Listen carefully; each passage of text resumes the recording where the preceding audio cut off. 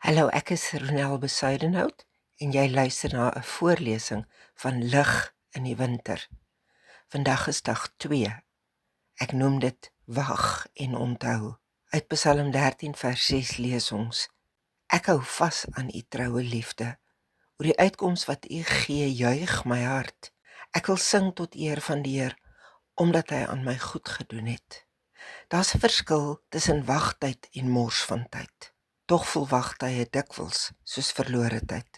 Ons wag vir antwoorde, ons wag vir genesing, ons wag vir versoening, ons wag vir die dag wanneer iets wat lank stikkend is uiteindelik herstel sal word.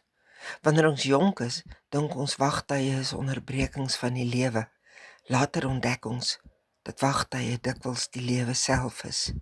Wat merkwaardig is van Psalm 13 is dat Dawid se omstandighede waarskynlik nog nie verander het toe hy hierdie woorde, dis nou in vers 6 geskryf het nie. Wat wel verander het, was sy perspektief op sy situasie. Aan die begin van die Psalm kyk hy na alles wat ontbreek, maar teen die einde kyk hy verder terug. Hy onthou wie God nog altyd was. Dit is een van die grootste gawes van 'n lang geloofspad. Wanneer die hede onseker word, het ons herinneringe. Ons onthou vorige winters wat ons gedink het ons nie sou oorleef nie. Ons onthou troos wat gekom het toe ons dit die minste verwag het. Wat ons moet onthou is dat hoop nie altyd gebore word uit wat ons vandag sien nie. Soms word dit gebore uit wat ons weier om te vergeet. Daar is 2 ekstra Bybelstudie gedeeltes vir jou. En hierop is daar 'n vraag wat jy self kan antwoord. Wanneer jy terugkyk oor jou lewe, watter gebeurtenisse herinner jou die sterkste dat God jou nie vergeet het nie?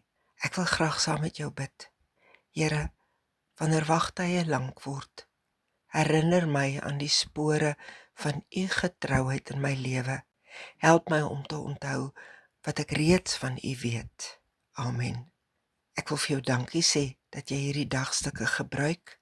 In die teksgedeelte onder is daar 'n versoek vir donasies. Ek sal so bly wees as jy dit dalk daar kan lees. 'n Mooi dag vir jou.